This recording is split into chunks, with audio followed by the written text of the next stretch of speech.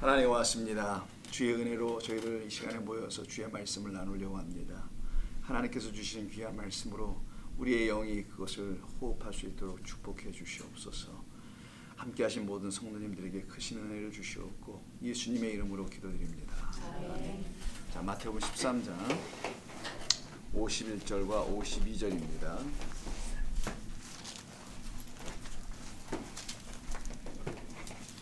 마태복음 13장 51절, 52절 두 절만 하겠습니다.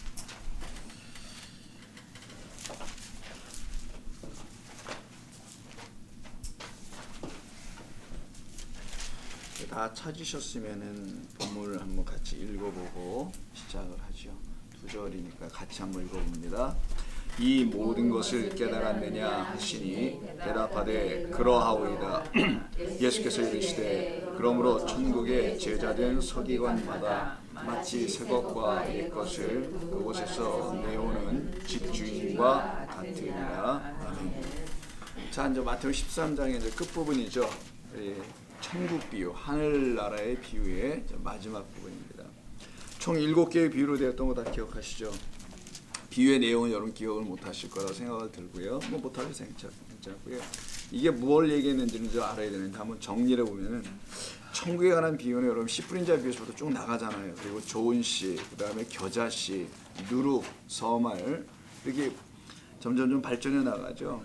그리고 그거에 대한 부연 설명들이 좀 있었고요. 그 다음에 천국은 마치 보화라는 걸로 또 설명하셨죠. 밭에 감춘 보화, 그리고 어떤 장사가 찾고 있는 값진 진주, 그리고 지난 시간에는 그물로, 물고기를 잡아내는 그물로 우리가 쭉 천국에 대한 이야기를 말씀을 총 7개로 쭉 여러분이 들으셨습니다. 그럼 이 천국이 그 하늘들의 그 나라라는 건데 그 천국에 관한 7가지 비유, 뭐뭐와 같다라는 것을 통해서 여러분 좀 뭐뭐와 같다라고 여러분이 여기 떠올라야 될 거 아니겠어요? 뭐뭐와 같은 건가? 그럼 천국은 개별적으로 다 설명했지만 이 개별 하나를 여러분 갖는 게 아니라 하나로 갖는 거죠. 예를 들어 성경이 66권으로 되어 있지만 이건 한 권의 책 아닙니까? 66권을 낱개별로 해서 예를 들어 아모스는 우리 이 세상의 악한 자들을 향해서 정의를 구현해야 된다는 뭐 이런 걸로 읽어보려고 끝내야 된다든가 이런 게 아니고 성경은 모든 것은 하나의 진리로 다 엮여져 있는 것이고요. 그걸 하나로 읽어낼 수 있어야 되는 거겠죠. 그래 성경이 우리 가운데 진리로 들어오는 거거든요. 분리되지 않는다는 거예요. 하나님의 말씀은. 그래서 66권 전체가 각각 한 권 한 권마다 메시지가 따로 있는 게 아니라 그 메시지 하나를 다 전하는 거고요. 그래서 한 권의 책인 거예요. 그걸 생명책으로 보았다는 것이죠. 그 사람들을 갖다 생명책에 농명된 자다라고 먼저 이름이 기록됐다라고 말하는 겁니다. 그렇다면 마찬가지로 7개의 비유가 보화로, 진주로, 좋은 씨로, 씨 뿌리는 자로 등등 다양하게 그물까지 했지만 이것은 결국 하나를 말합니다. 이게 뭐냐면은 천국은 우리가 무엇을 하는 것이 아니라는 것을 먼저 가르치신 거고요. 우리가 무엇을 해서 취하고 얻고 뭐 들어가는 이런 게 아니라 그가, 여기 어떤 사람이 계속 등장하잖아요. 장사도 나오고 이런 농부도 나오고 이런 바로 천국은 그가 그리스도께서 내 안에서 행하시는 것, 이게 천국입니다. 그러니까 그가 내 안에서 어떤 일을 행하지 않으면 그는 뭐 죽었다 깨어나도 천국은 말로만 천국이지 맨날 삶이나 신앙이나 전체적인 모든 모습은 천국이 되지 않아 있겠죠 라는 걸 얘기하는 거예요. 그러니까 천국은 그가 내 안에서 어떤 일을 행하셔서 끝을 낸 겁니다. 그리고는 그 일이 무엇인지를 아는 거예요. 천국된 자, 천국을 가졌다, 천국의 삶을 산다는 사람은 뭐 그냥 예수 믿고 은혜 받았다 막 이러는 게 아니고요. 뭐 그런 사람이 한둘이야 말이지. 뭐 전부 다 그런다고 하니까 그런 걸로 그가 정말 천국된 삶을 살아가고 있는지를 보여주는 게 아닙니다. 그 일이 명확하게 무슨 일인지 알아야 돼. 그리스도께서 내 안에서 행하시는 일, 이미 행하셨고 완성된 오신 그 일이 무엇인지를 이 밖에서 보는 게 아니라 내 안에서 이루어진 것으로 무엇인지를 알아야 한다는 겁니다. 그리고 그가 내 안에서 이루신 것을 무엇인지 알았으니 빼앗기지 않는 거예요. 자, 그럼 정리하면은 천국은 그리스도께서 내 안에서 행하신 것, 완성하신 것이 내 안에 있어야 되는 거고요. 그 일이 무엇인지 용서와 은혜와 사랑이라는 건데 그게 무엇인지, 그래서 완전한 쉼을 우리에게 주시는 일이죠. 그게 무엇인지를 분명히 내 안에서 이루어진 것으로 본 거지 뭐 설교를 들어서 그렇더래 이런 걸 갖는 게 아니란 말이에요. 그거는 여러분들에게 설명을 위해서 부득불 말로 하는 것뿐이에요. 말을 하는 순간 이미 그 본래의 가치는 훼손되기 시작합니다. 그래서 설교는 안 할수록 좋은 거예요, 사실은요. 근데 이게 얼수 없이 안 하려고 하다 보니까 자꾸만 길어져. 오히려 하면 안 되는 거라 자꾸만 길어졌는지도 몰라요. 안 하는 게 좋은 거예요. 원래 그냥 성경을 읽는 게 더 좋은 겁니다. 물론 번역된 성경으로 읽는 것은 오히려 우리를 때로는 더 어렵게 만들기도 하죠. 이해를 더 못할 경우가 많잖아요. 말도 어렵고 번역 자체도 쉽지도 않고 번역은 굉장히 어려운 겁니다. 이 성경을 번역하는 분들은 칭찬해 드려야 돼요. 이거 굉장히 어려운 번역들이고 어떻게 시편 같은 경우는 참 잘했는데 우리말로도 굉장히 어려운 거예요, 사실은. 근데도 불구하고 사람의 생각이 들어가는 경우가 있더라는 거예요. 잘 번역했음에도 불구하고 그런 것만 유심히 잘 보고 우리가 걸러내서 성경을 읽어낼 수만 있으면 여러분들이 저 성경을 읽을 때 편안하게 그걸 생명의 양식으로 먹고 하나님의 영 호흡으로 들여 마시며 읽어낼 수가 있고 그걸 마음에 간직할 수가 있게 되죠. 그래서 내 안에서 행하시는 일이고 그게 무엇인지를 명확히 알고 세 번째는 그걸 빼앗기지 않고 지켜내는 겁니다. 이게 이제 천국의 진짜 삶을 평생토록 영원토록 이 땅에서만이 아니라 영원토록 살아가죠. 그런 우리 주님께서 7개의 비유를 쭉 말씀하신 끝에 뭐라고 물으세요? 이 모든 것을 깨달았느냐라고 첫 번째 물어보시더라는 거예요. 아주 불편한 질문을 하시죠. 이 중에 못 깨달은 사람이 있었을 거예요. 이게 전부 다 대답을 했는지 모르겠지만 이거 다 못 들은 사람도 있을 거고 이게 뭔 말이야. 근데 곧바로 또 다음 말로 넘어가시니까 또 묻기도 전에 이해하기도 전에 넘어간 사람 뭐 다양하죠. 우리가 설교를 들을 때 우리를 생각하면 이해가 된다는 거예요. 어떤 때 알아듣기도 하고 못 알아듣기도 하고 여러 가지 우리의 삶에 있는 것처럼 이 제자들 가운데 아마 그럴 수 있을 것인데 그들이 뭐라고 대답하냐면 나이라고 대답합니다. 나이. 우리 나이가 몇 살이라는 나이는 아니었고요. 나이라고 대답을 이거 직접 그거나거나 자 나이라고 이거는 이건 영어고 자 나이 이렇게 씁니다. 이렇게 대답하면 예라는 뜻이에요. yes. 예 맞습니다. 알아들었습니다. 라고 대답을 해요.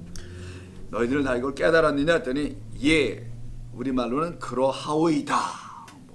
뭐 멋있게 대답을 했는데 그냥 단순한 나이라는 뜻이고요. 예라고 대답을 했습니다. 이때 깨달았냐고 하는 말이 나오는데 이거 스니햄이라고 하는데요.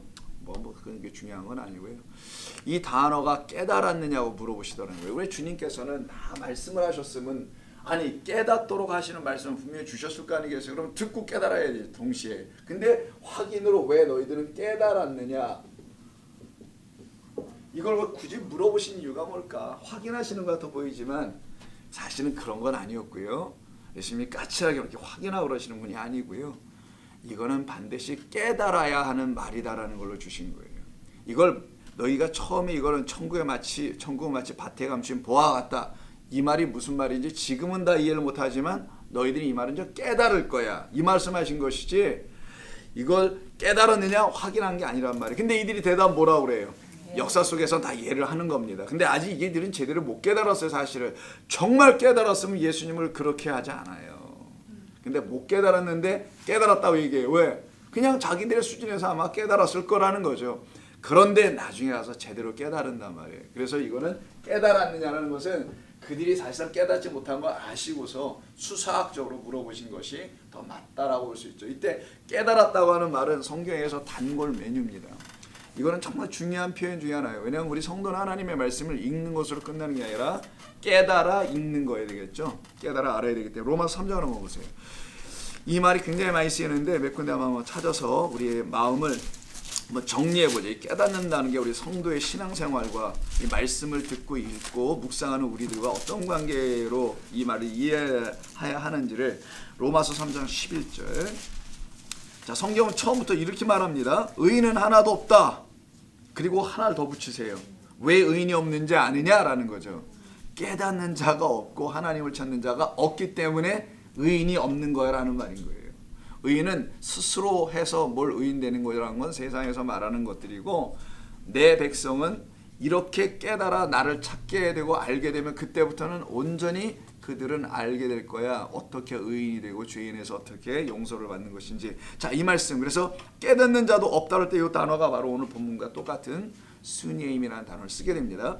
자, 그래서 깨닫는 자가 없다고 돼 있어요. 그러면 깨닫게 해주실 분이 있어야 될 거 아니겠어요. 이 말은 이 상태로 방치하면 큰일 나는 거잖아요.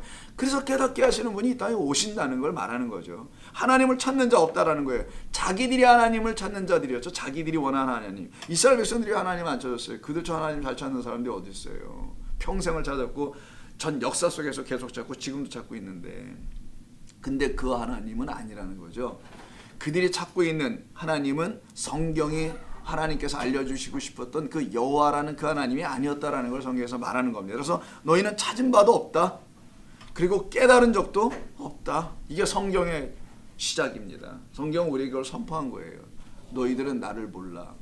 너희는 나를 알 수가 없어. 내가 계시하기 전까지는. 그래서 계시의 영이란 말이 나오는 거죠. 그걸 그리스도의 영이라고 하잖아요.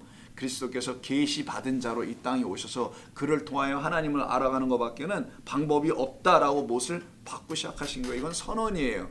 이걸 토론하고 논쟁하는 게 아니라는 거예요. 기독교는.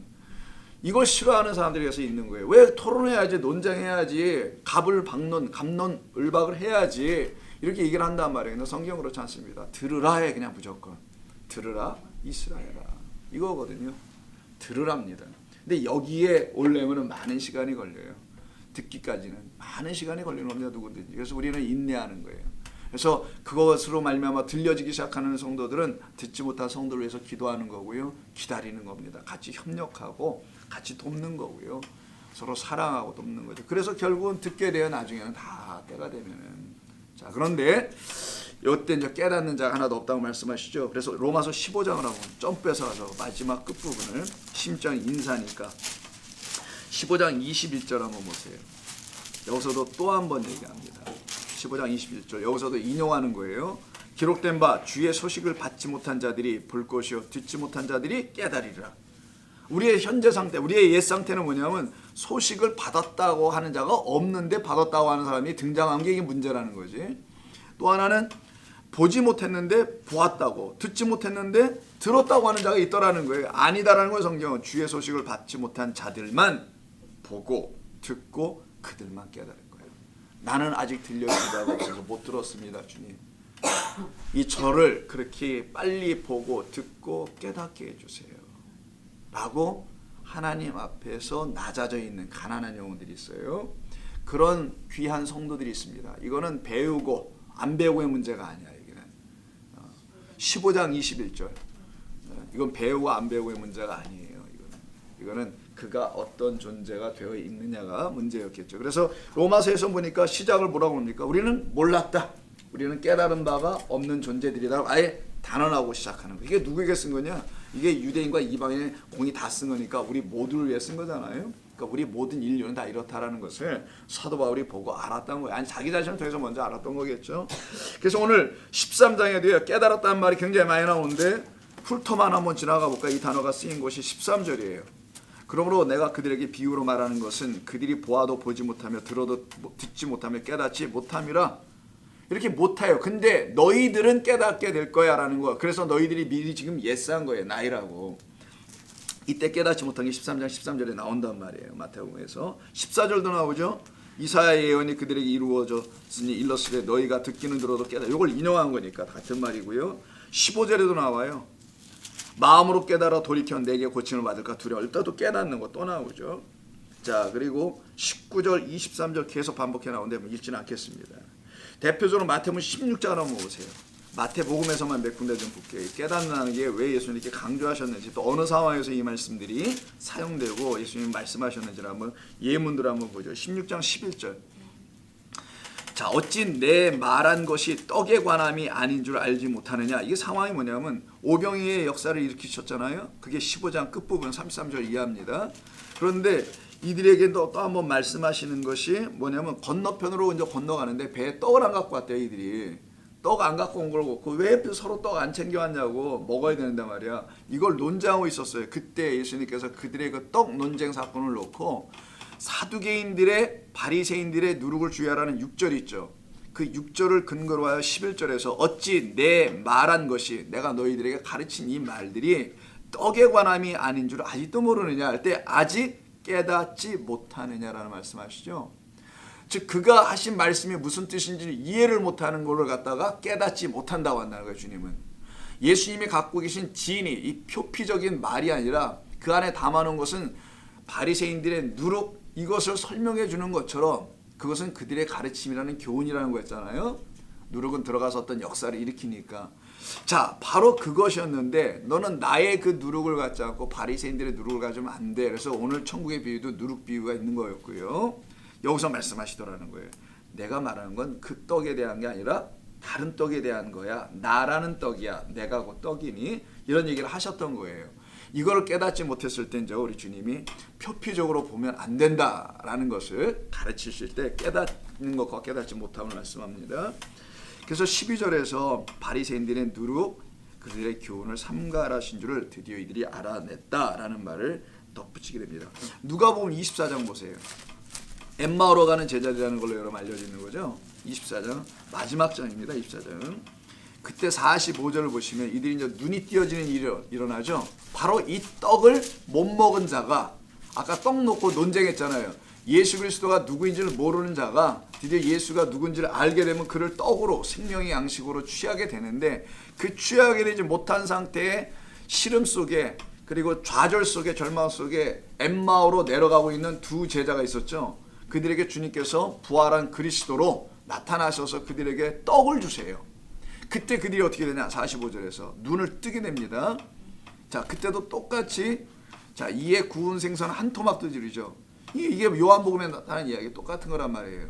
요한복음에 예수님께서 세 번째로 부활하신 이후에 제자들에게 찾아가셔서 금을 던지게 하고 그때 생선을 같이 나눠 먹는 이야기가 나죠. 숯불에 구워서. 그 21장입니다. 그리고 난 다음에 베드로를 따로 불러서 사랑하는 약을 묻게 되시잖아요. 그때도 떡과 구운 생선을 같이 먹습니다. 여기서도 본문에 그런 얘기가 나와요. 이거 오병이어를 말하는 거예요. 드디어 너희는 오병, 그 떡과 이어가 뭔지를 알았지. 그거는 하나님의 사랑이야. 그래서 오병이 일로 가는 겁니다. 오이일로. 일, 하나님 곧 사랑이야. 내가 그 사랑을 완성하러 온 자야. 그래서 오병을 하나로, 사랑으로 딱 먹어낼 수 있는 자. 이건 계명과 율례가 아니라 하나님의 사랑의 이야기가 솔절히 흘러가고 있는 사랑 이야기라는 것. 그것으로 깨달아 안 자들은 나를 그렇게 사랑으로 먹고 취하게 될 거야. 나는 너희를 정죄하러 온 자가 아니라 심판하러 온 자가 아니라 사랑하러 온 자라는 것을 너희가 알게 되니, 오병, 구약 성경에 5개의 책 전체를 말하는 거죠. 이어, 그것을 줄여버린 게 하나님 사랑과 이웃 사랑인데, 그때 똑같이 이와 같이, 그러니까 하나님의 사랑과 이웃 사랑은 같은 거라는 거예요. 하나님 사랑이, 그 하나님이 내게 이웃으로 다가왔다라는 거죠. 그래서 이와 같이 똑같다라는 거예요. 이웃은 곧 그리스도가 되는 겁니다. 그래서 자, 그것이 바로 당시 하나라는 사실을 갖다가 달란트 비유에서도 521로 나갔다는 것 지난 시간에 우리 같이 말씀 나눴었잖아요.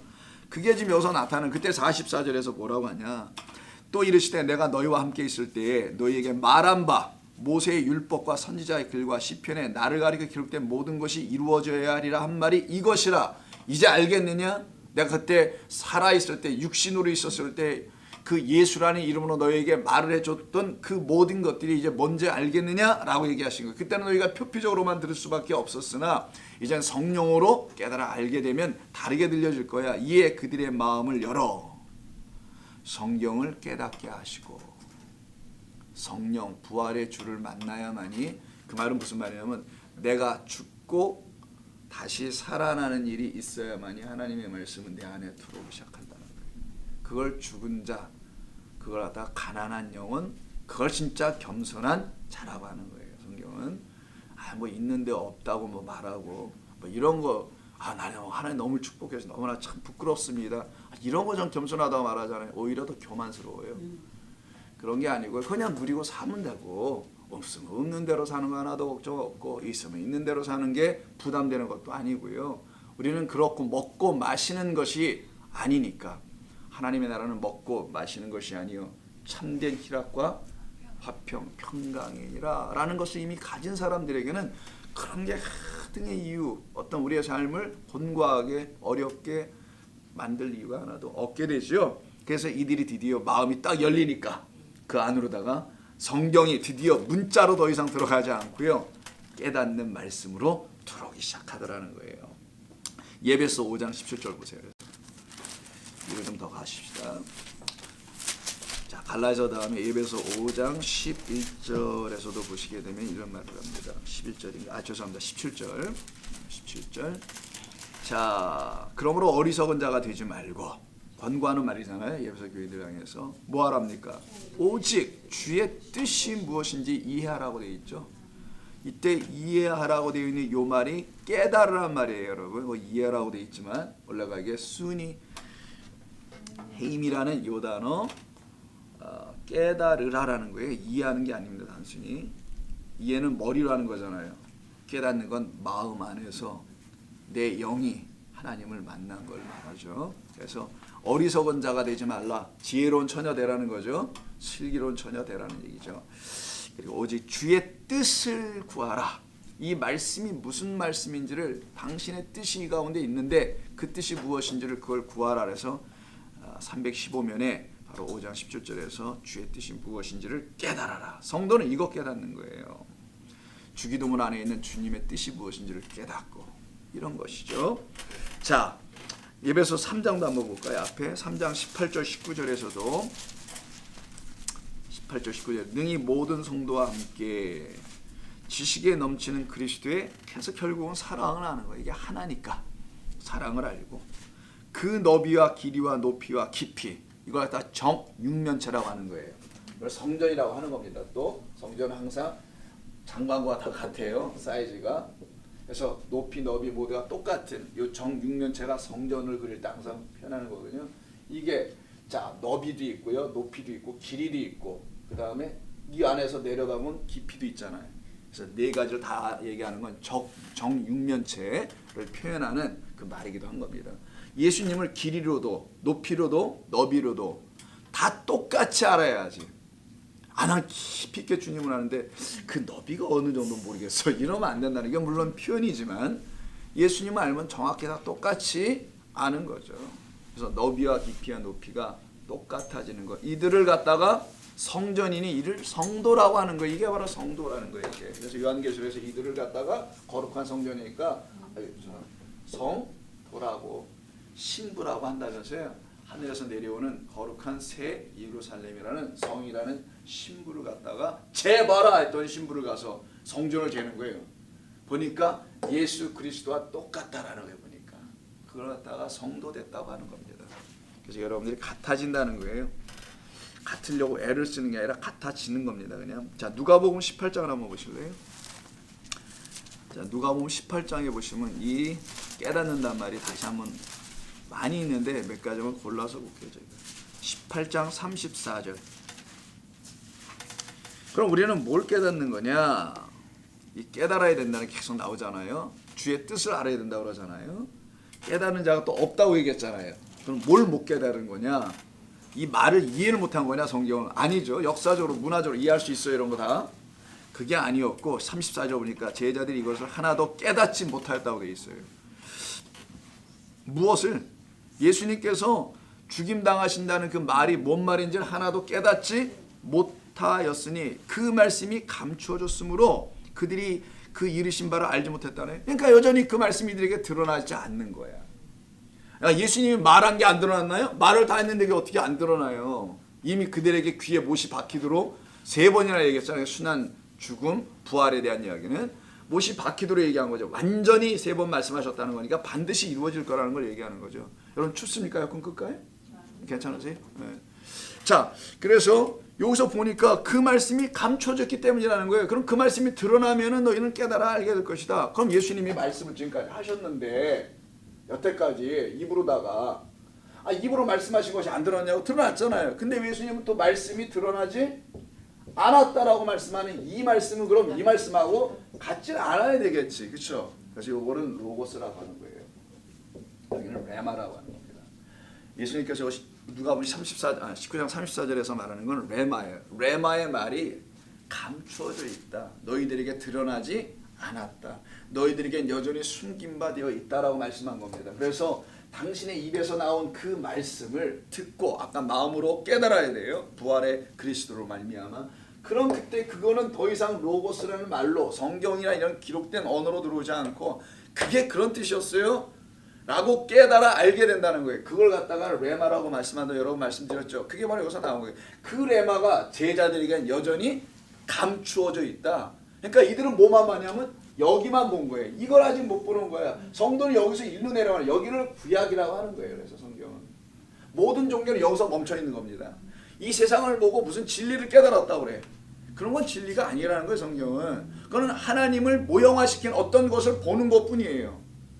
그래서 자연신론에 빠지는 거거든 사람들이요. 자연을 갖다 자연 안에는 그 자연신론이 자연 안에는 이 세상의 만물 속에는 어떤 신적 요소가 담겨 있다. 아니 성경에 당연히 그렇게 얘기하죠. 또 하나님이 지으셨는데 당신을 알려주기 위해서 지어놓으신 거니 그 안에 뭐가 담겨 있는 건 당연히 맞지 않겠어요. 거기까지만 안 그래서 거기까지 세상은 여기까지. 그러나 주 예수 그리스도가 이 땅에 오시는 이 라인이 거진단 말이에요. 역사에 우리 인류의 역사에는 하나님의 전 역사에는 인류 역사라면 너무 짧은 거고 하나님의 전 창조의 역사에는 이게 거진단 말이에요. 한번 그 이후로 깨닫지 못하는 자들과 깨닫는 자들을 구분해 놓는 거예요.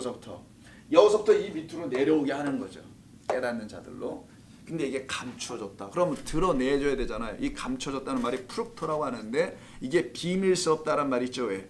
은밀한 이런 말로 번역되는 거 이게 바로 이게 이면의 표면적, 이면적, 유대인 할 때 이면적, 감추어진, 비밀, 은밀한 이런 뜻을 갖고 있는 게 바로 여기서 본문에서 감춰졌다는 프룩토를 썼는데 감춰졌기 때문에 그들이 그 이르신 바를 알지 못하게 된 것이다. 그럼 그게 드러나야만 된다는 거예요. 감춰진 것이. 이게 바로 18장의 그 34절의 말씀입니다. 그러면 이것이 누구에게 감춰있냐? 요한복음 12장을 보세요. 어떤 사람들에게 감춰지는 거냐? 요한복음 12장 흔대로 한번 쭉 가보죠. 우리 같이. 자 47절 사람이 내 말을 듣고 지키지 아니할지라도 이때 내 말을 듣고 지키지 아니할지라도 심판하지 않는다면 이들이 어디서 움직인 거예요, 여러분? 여기 있으면 안 되고 이 밑으로 내려왔다는 거잖아요. 레마 쪽으로. 그래서 내 말을 듣고도 지키지 않는 자는 그 말은 요 말이에요. 레마예요. 그래서 이해하셨습니까? 그거는 듣고 지킬 수도 없고 지키는 내용이 돼서도 안 돼. 그럼 마음에 간직하는 거야. 그냥 마음으로 깨달아서 그걸 지키기 위해서 않는 건 당연한 거 아니겠어요? 뭐 어떻게 지켜 그거를. 진리를 어떻게 지켜요? 진리는 깨달아 아는 거지. 마음에 그래서 너무 귀한 거니까 이건 기쁜 거거든요. 그래서 이걸 간직하는 거예요. 빼앗기지 않고 잊어버리지 않으려고. 치매가 걸려도 진리는 안 잊어버려야 된다는 거야. 진리는 그런 거예요. 치매는 여러분 정신적인 게 아니라 이게 뇌의 문제지 않습니까? 그러나 그리스도의 복음은 마음에 있는 거기 때문에 그가 육체적, 정신적으로 혹은 신체적으로 변화가 와서 기억에 상실이 오든 뭐가 온다 하더라도 그가 구원을 못 받냐고요. 그 안에 있을 텐데. 그가 사람의 온전한 언어로 다 표현하지 못하는 것뿐이지. 자, 그래서 이때 12장을 보면은요, 사람이 내 말을 레마를 듣고 지키지 아니한다 해도 오케이, 내가 그들을 심판하지 않노라는 심판할 이유가 없어졌다라는 거예요. 그들은 이해하셨습니까, 여러분? 이런 말이 뭔 말인지. 그러니까 여러분 밤낮 이걸로 한글로 읽고 영어로 읽어서 이거 어떻게 할 거냐고요. 가능하지 못해. 이거는 이 말이 무슨 뜻인지 이해할 수 없죠. 자, 그래서 내가 그를 심판하지 아니하노라. 내가 온 것은 노골적으로 말씀하세요. 세상을 심판하려 함이 아니야. 오히려 세상은 이미 다 심판 가운데 있는 건데 거길 내가 또 왜 심판으로 오겠니? 나는 그 심판에 있는 자들을 멸망에서 사망에서 생명, 영생으로 옮기러 온 자야. 이게 맞는 거 아니겠어요? 심판 가운데 이미 있는 건데 여기가 심판이란 말이 이 말만 갖고 있으면은 그래서 구약이 자꾸만 멸망만 이해하게 해주는 거 우리에게 보여주고 여기를 옮기는 겁니다. 이 밑으로다가 이렇게 안다고 한 자를 모른다고 부정시켜서 참된 알므로 다시 바꿔가게 하겠다는 거예요. 우리 주님은. 자, 그래서 이때 말씀하시는 걸 좀 더 볼게요. 자, 세상을 구원하려 함이로다. 세상은 우리입니다. 나를 저버리고 내 말을 받지 아니하는 자를 심판하는 이가 있다네요. 그럼 어떤 자예요? 이 말을 못 받은 자를 심판하는 거예요. 그래서 그때도 내 말을 받지 않는다는 게 레마예요. 로고스가 아니고. 이해하시겠죠? 이런 말을 이해하면. 그 말을 받지 않는 자는 심판을 받게 될 거야. 누가 심판하냐? 심판자가 있어야 될 거 아니에요. 곧 내가 한 그 말이다. 아이 참. 내가 한 그 말이 바로 요 위에 있는 겁니다. 요거. 내가 한 말, 그냥 성경에 써 있는 말, 너희들에게 그냥 이해되는 그런 어떤 표현들, 이런 것들이야 전부 다. 이걸 그대로 너희 인간의 어떤 삶 속에서 이해해버리고 말면은 큰일 난다. 이거는 하늘의 것을 설명하고 있기 때문에 하늘의 것으로 깨달아내야 돼. 이 땅의 무슨 삶의 이야기로 비유로 혹은 뭐 적용 뭐 이런 등등으로 이해하면 안 돼. 이거는 하늘의 것으로 딱 이해해야 돼. 그렇지 않으면 이게 안 되는 것이다. 그게 바로 깨닫는다는 거예요. 성경에서 말하는 거는 내 말을 받지 아니한 자를 심판할 리가 있으니 곧 내가 한 그 말이 마지막 날에 그를 심판하리라. 내가 자유로 말한 것이 아니라 이 모든 것은 나를 보내신 아버지께서 내가 말할 것과 이룰 것을 내게 준 것을 나는 명령을 받아 한 것뿐이다. 이렇게 말씀하시잖아요. 자, 이게 바로 깨닫는 것. 깨닫는다는 것은 주님의 말씀을 여기 7개의 비유 있잖아요. 13장에 이것을 보아 뭐 이런 걸로 듣고 그냥 이야기로 끝나는 게 아니고 참된 것으로 이제 알아듣는. 이건 내 안에서 이루시는 하나님의 일이라는 거였구나. 그게 그리스도의 사역이라고 우리가 알고 있는 거였구나. 근데 그것이 나를 죽이고 살려내는 일이라는 것을 이게 바로 그런 거였구나. 그래서 내가 죽은 자가 되었는가 그럼 나는 살아났는가 이걸 점검받는 거 이런 말씀을 통해서. 그래서 점검받으면서 성경을 배우면서 내가 어디에 있는지 아는 겁니다. 알았으면 내가 어디에 있구나 지금 큰일 났네. 나는 옮겨가야 되는구나. 이걸 깨닫는 거지. 그냥 디립다 은혜 받았다고 막 선포해야 되고 예수 믿고 구원받았다고 선포나 막 해야 돼가지고 전부 다 받지도 않았는데 받은 것으로 살아가게 돼서 이렇게 막 이 자리에 와 있으면 안 된단 말이에요. 자, 그래서 우리 주님이 그래서 참 귀한 우리 주님이십니다. 우리로 하여금 이런 길로 가도록 우리를 인도해 주시려고 오셨다는 사실에 우리는 감격하지 않을 수가 없어요. 그래서 이 말씀을 깨달아 알게 되지 못하면 심판받는 겁니다. 오히려. 그래서 마태복음 4장 4절을 보세요. 이 레마가 나오는 걸 마태복음에서 한번 볼게요. 마태복음 4장 4절. 마귀하고 시험 뭐 이런 얘기죠. 4장이니까. 그때 4장 4절 예수께서 대답하여 이르시되 기록되었으니 사람이 떡으로만 살 것이 아니요 하나님의 입으로부터 나오는 모든 말씀은 즉 글로 쓰여져 있는 게 아니잖아요. 지금 예수님 말씀하는 게. 모세가 받은 건 돌판에 쓰여진 거고 너희가 이 파피루스에 적어놓은 양피지에 있는 그런 글들이 아니고 어디서 나왔다는 거예요. 그 말은 사실은 하나님의 입에서 나온 거야. 모세의 돌판과 양피지에 기록된 모든 성경은 하나님의 입에서 나온 말씀으로 깨달아내지 못하면 안 돼. 이런 얘기를 하신 거죠. 마귀는 어디만 가르치냐? 돌판에 있는 글만 가르친다는 거예요. 그래서 마귀는 그 백성들에게 수고하게만 하겠죠. 그래서 그 마귀에게 얘기한 겁니다. 그러면 안 되지. 여호와의 입에서 나온 그 말씀을 내 백성은 가져야 되는 거야. 모세에게 십계명 준 거는 그 안에 여호와의 말씀이 있는 거야. 돌에 글자가 있는 게 아니라 그걸 얘기하시잖아요. 그때 처음 나와요. 마태복음 4장 4절에서 레마가. 그 다음에 또 어디 나오냐? 12장에 보세요. 바로 13장 바로 전인 12장 36절에 한번 또 나옵니다. 세 군데만 볼게요. 다는 볼 수 없고 12장 36절. 자, 내가 너희에게 이르노니 사람이 무슨 무익한 말을 하든지 심판날에 이에 대하여 신문을 받으려니와 내 말로 의롭다함을 받고 내 말로 정죄함을 받으리라 할 때 이때 위에 있는 36절 무익한 말이라는 게 있죠. 사람이 무슨 무익한 말을 하든지 이 무익하다는 형용사가 붙어 있는 요 말 이게 레마예요. 이때 무익하다는 말이 아르곤인데 이게 왜 하나님이 레마가 왜 무익할까지 의심이 되잖아요. 이게 그래서 무익하다는 말에 useless라고 이해해야 되겠죠. 영어로 번역하면 근데 useless가 아니고 아르곤. 아르곤이니까 자 이거는 아에다가 아는 아니다죠. 알파니까 에르곤이 붙은 거예요. 자 행함을 갖지 아니한 말씀 뭐냐? 우리 주님이 말씀을 다 해주셨어요. 이걸 진리라고 합니다. 여기서 넘어가면 진리를 가르쳤는데 이 진리대로 살아내질 못해. 이걸 말하는 거예요. 그들에게 이 말이 그냥 무익해. 깨닫고 그냥 알고 끝나버린 거야. 그래서 야고보서가 얘기하잖아요. 믿음이 있으면 믿음을 행함으로 보여라 라는 행함이 여러분 선한 행함 이런 게 아니고 이 진리가 우리에게 행하게 하는 게 있어요. 그래. 이런 게 하나님을 믿는 거라는 거구나. 그럼 내가 어떻게 믿어야 될지 알아 이제는. 어떻게 신앙생활을 해야 될지 알게 되겠어요. 알게 돼요. 그런 걸 갖다가 행함인데 여기는 무익한 행함을 하더라는 거예요. 그들은 심판받는다는 거예요. 그러면은 이 얘기를 하는 것이지 쓸데없는 말씀을 받았다 뭐 이런 얘기가 아니죠. 그 말씀을 잘못 취해버린 거지. 뭘 위해서 취했는지는 모르지만 그리고 그 밑에 내 말로 의롭다함을 받고 내 말로 정죄함을 받으려 하는 것은 바로 내 말이니까 우리의 말이니까 이때는 로고스예요. 이거는 구분이 정확히 되어 있습니다. 성경은 함부로 쓰지 않았다라는 거예요. 성경 기자들이 그걸 깨닫고 쓴 거기 때문에 그렇습니다.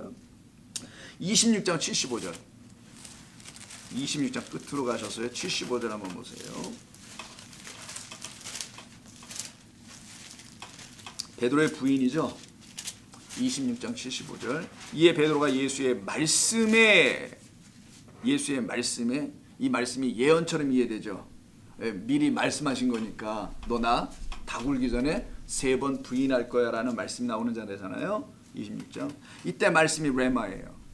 예수님의 말씀에 다 굴기 전에 내가 3번 나를 부인하랴. 이 말은 뭘까 그러면? 이 3번 부인한다는 너 베드로야 너 나를 3번 부인할 거라 이 말을 앞에 다른 본문 요한복음은 진실로가 붙어 있어요.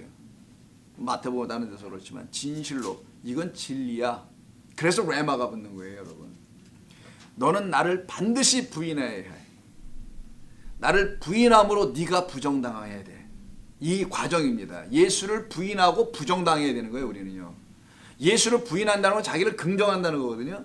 그 자기 긍정을 부인당하게 할 거라는 거예요. 뭘로? 역설적에게 놀라운 거여서 그를 비참하게 만든 게 아니라 예수님께서 놀랍게 하신 겁니다. 너 나를 부인하게 함으로 너 스스로 긍정했잖아. 그래서 너 칼집에서 칼까지 뽑은 거 아니야. 나 죽으면 안 된다고. 멱살까지 잡고 십자로 가면 안 된다고. 내가 전다 팔고 금을 던져놓고 배 팔고 다 당신 따라왔는데 여기서 죽어버린다면 나보고 어떻게 하라는 거냐고 라고 해서 그의 멱살을 잡고 칼까지 뽑고 칼 뽑았다는 게 뭐예요? 저 600명 왔지만 한판 합시다 우리. 이렇게 비참하게 억울하게 끝날 수는 없다고 생각한 거예요. 그런 사람들이 그 바로 직전에 뭐 했었어요? 예수님이 기도하실 때는 전부 다 자빠졌다며요. 왜 이렇게 자빠져는 거 해놨어요 여러분? 너무 고단해서 아니 그날 밤에 술들을 많이 드셔서 포도주를 그때 포도주를 먹고 올라갔으니까 그래서 그랬나요? 그런 걸 그리는 게 아니에요. 어떤 사람은 그렇게 무식하게 해석을 하더라고요. 본인이 술을 그런 걸 이유로 많이 먹고 싶어서 그런지 그런 이유 대지 말고 처먹어도 괜찮아 그런 술은. 그걸 얘기한 게 아니라 너희들은 할 수 없다. 너희들은 못한다 이거예요 성경은. 그래서 다 자는 거예요. 너희들은 하지 못해. 내가 하는 거예요. 예수님이 다 해놓으시고 3번 기도하시고 다 완성하시고 자 됐다 이젠 가자. 내가 하러 가는 거예요. 칼집에서 뽑아서 내가 해보겠다고 자기 긍정을 해서는 거지. 난 할 수 있다. 우리는 할 수 있다. 이런 엉뚱한 하나님, 엉뚱한 나라를 그리고 있는 자들. 이게 세상입니다 지금. 그것을 부인당하는 것을 그려낸 게 그래 베드로야. 너 그 부정, 너를 부정하게 하기 위해서 먼저 너는 나를 부인하는 것으로부터 시작을 하게 할 거야. 그러나 네가 나를 부인한다고 해서 내가 부정당할 것도 아니고 부인당할 것도 아니고 오히려 그 내가 부정당함으로 너는 진리가 무엇인지를 알게 될 거야. 그 레마를 갖게 할 거라는 거예요. 그래서 숯불로 고기를 구워서 함께 먹고는 두둑하게 배를 채워주신 다음에 아까 오병 이어라는 거잖아요. 누가복음에서 엠마오 제자들. 그리고 난 다음에 진리를 다시 한번 그에게 주는 겁니다. 내가 나를 사랑하느냐. 그래서 사랑으로 딱 끝나는 거예요. 요한복음이. 하나로 완성. 그리스도는 사랑이다라는 걸로 끝을 내는 겁니다. 내 안에 그 사랑을 이루어내신 거예요. 그들이 천국을 가졌다라고 하는 겁니다. 천국은 그 영원하신 하나님의 사랑으로 완성되어 있는 것, 참 평강의 나라기 때문에 그렇죠. 거길로 여러분이 지금 들어가 있는 거예요. 그 성의 문 앞에서 들어갈까 말까 하면 안 되고 그 안에서 부르시는 음성을 듣고 들어가는 거죠. 그래서 요한복음 5장을 한번 보세요. 이 깨닫는 건 굉장히 중요한 거기 때문에 이건 레마하고 로고스하고 다 관계가 있단 말이에요. 이건 신앙의 기본입니다. 이 성경을 전체적으로 이해하는데 아주 기초적인 거라서 제가 좀 이 부분을 강조하는, 오늘 51, 2절 별로 할 거 많지 않아요. 정리이기 때문에. 자, 그래서 요한복음 5장을 보시게 되면 5장 46절에 이런 말씀이 있죠. 자, 모세를 믿었더라면, 막 예수님을 고발하려고 그래. 모세를 믿었더라면, 그 45절부터 읽는 게 낫겠네, 그죠? 자, 내가 너희를 아버지께 고발할까 생각하지 말라. 너희를 고발하는 이가 있으니 곧 너희가 바라는 자 모세니라. 그래서 아까 너희는 그 고발, 모세가 준 그 말, 로고스만 갖고 있기 때문에 너는 그 말로 고발당할 거야. 그래서 그 모세가 고발할 거라는 거예요. 구약이 너희들을 어떻게 한다는 거예요? 계속 고발한다는 거예요. 너희들을 깨달아 알라고. 그게 구약을 준 이유라는 겁니다. 그래서 율법은 우리를 죄와 사망의 법이라고 하죠. 나를 자꾸만 책망을 해. 깨닫게 알게 해주려고. 거기에 역할, 그걸 갖다가 초등학문 몽학 선생 이렇게 표현하잖아요. 그리스도를 오게 하는 몽학 선생이라는 거예요. 참된 진리와 은혜가 내게 오게 하는 가르침. 해서 죄를 통하여 의를 배우는 거지. 비진을 통하여 진리 가운데 거할 수밖에 없는 거고 사람은요. 그 과정을 다 거치게 하는 거예요. 그때 46절에서 모세를 믿었더라면 또 나를 믿었으리니. 왜? 모세가 예언했잖아요. 나와 같은 선지자가 올 거야. 내 말을 할. 자, 이는 그가 내게 대하여 기록하였음이라. 그가 내게 대하여 기록해서 모세오경이 나에 대한 이야기야. 이런 얘기 하신 거잖아요. 나에 대해서 기록한 적이 없는데 보니까 예수자 없잖아 거기. 나사는 예수 없었단 말이에요. 모세오경에는. 선지서에는 좀 있을지 몰라도. 그런데 이들이 그러면 더 열받지 이렇게 말을 하니까 깨닫지 못할 때는 나를 당신을 놓고 얘기한 거야? 뭐 말이 안 되는 거죠. 여기가 바로 그 앞에 있는 39절 너희가 성경에서 영생을 얻는 줄 생각하고 성경을 연구하거니와 성경이 곧 내게 대하여 증언하는 것이라. 이 말 뒤에 붙어있는 거란 말이에요. 그때 46절에서 7절에서 그러나 그의 글도 믿지 아니하거든 어찌 내 말을 믿겠느냐 할 때 위에 있는 글과 밑에 있는 말이 나오죠. 위에 있는 글은 오늘 단어도 나오겠습니다만은 이따가 우리 보면 52절에서 아까 뭐라 했냐면 서기관이라는 말이 있죠. 그걸 말할 때 그라파오라는 글을 쓰다. 뭐 문법 그래머라는 말이 여기서 나온다면서요. 글이라는 거예요. 그 글도 믿지 아니하거든 내 말을 어떻게 믿겠느냐. 요 말이 레마예요. 내가 너에게 참된 진리를 알려주는데도 그걸 어떻게 알겠느냐. 시작은 모세 오경을 통해서 시작하는 건데 라는 말이죠. 자, 중간 넘어와서 6장 68절.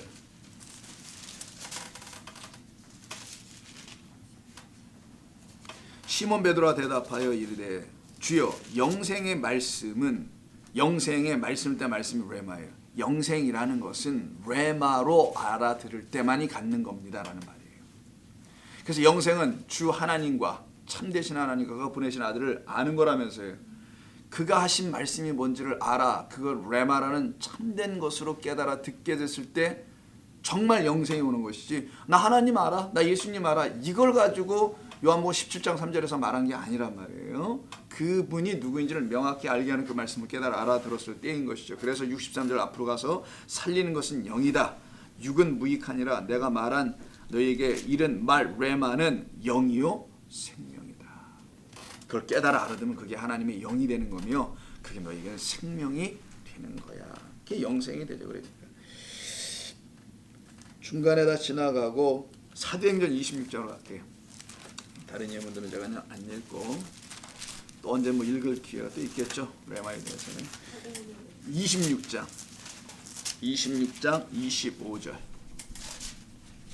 아그리빠 왕 앞에서 하는 얘기거든요. 바울이 자기 변명을 하는 것처럼 얘기하죠.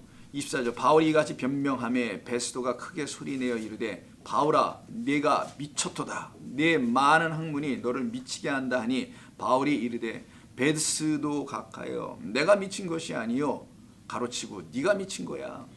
참되고 온전한 말을 나는 하는 것뿐이다라고 얘기하죠. 이때 참되고가 아니고 명사예요.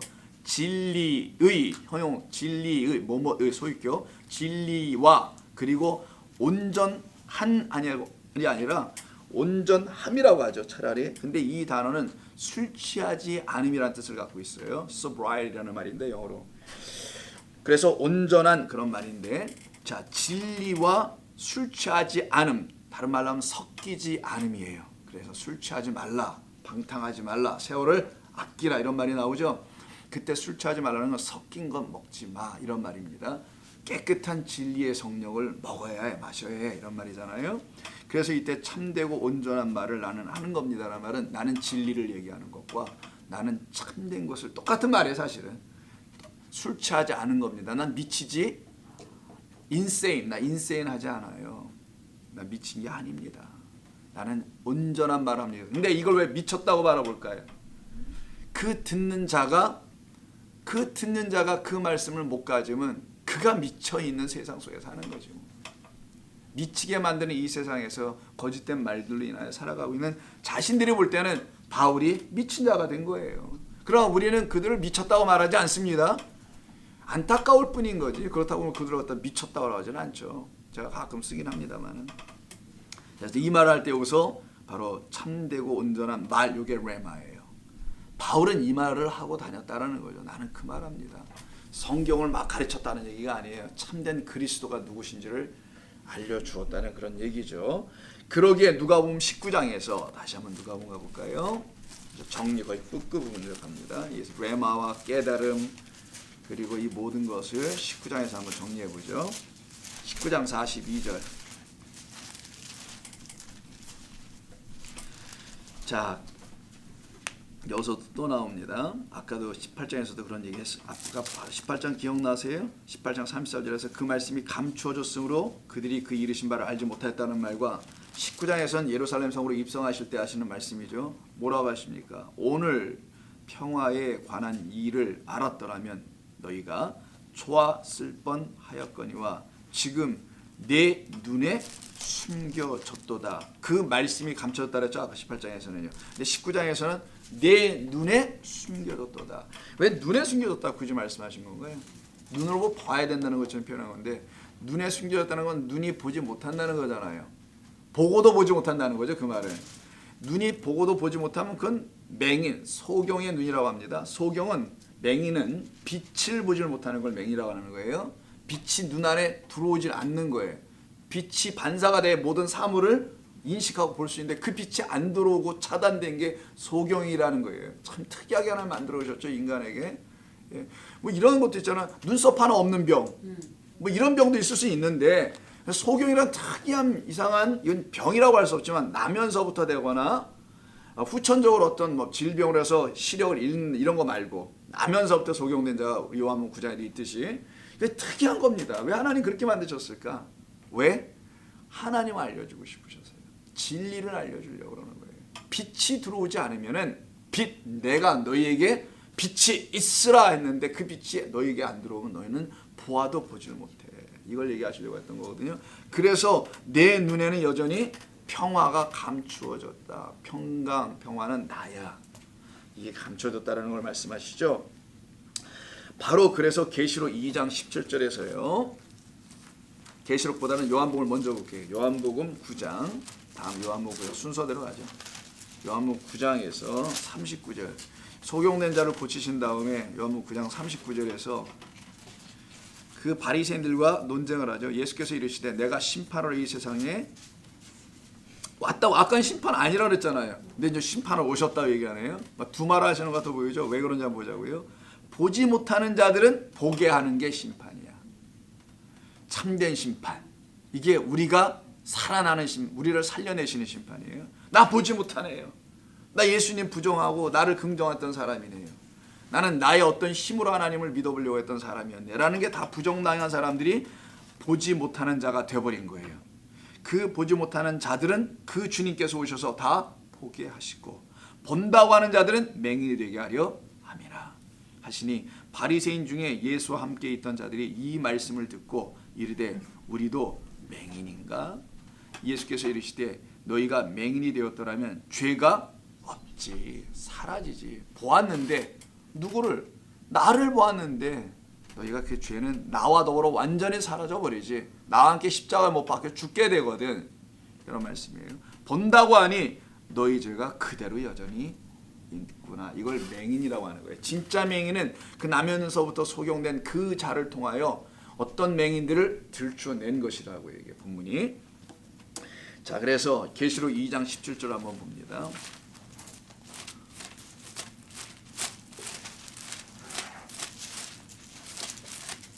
계시록 2장 17절. 7개 교회 중에 하나인 버가모 교회.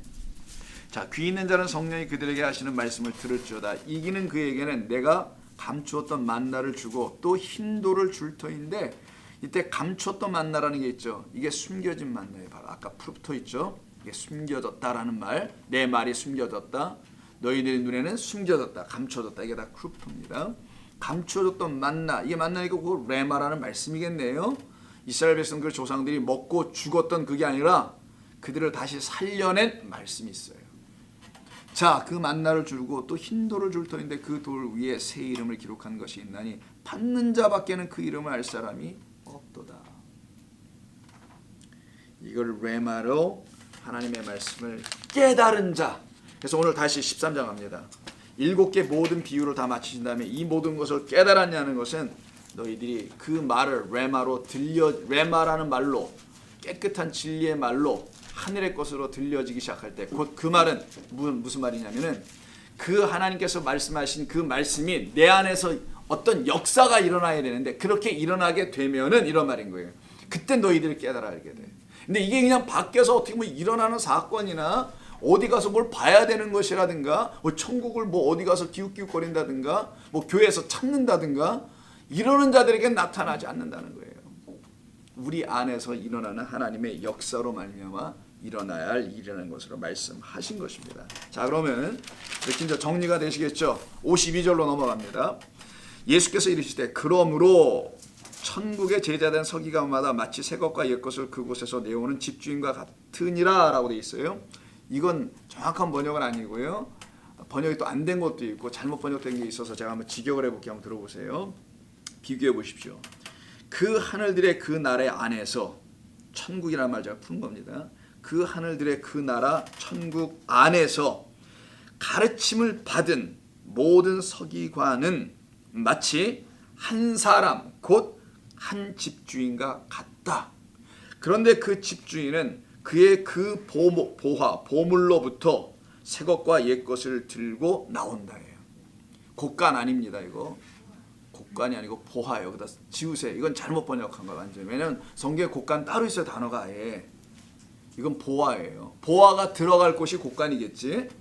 이건 보화예요. 자체.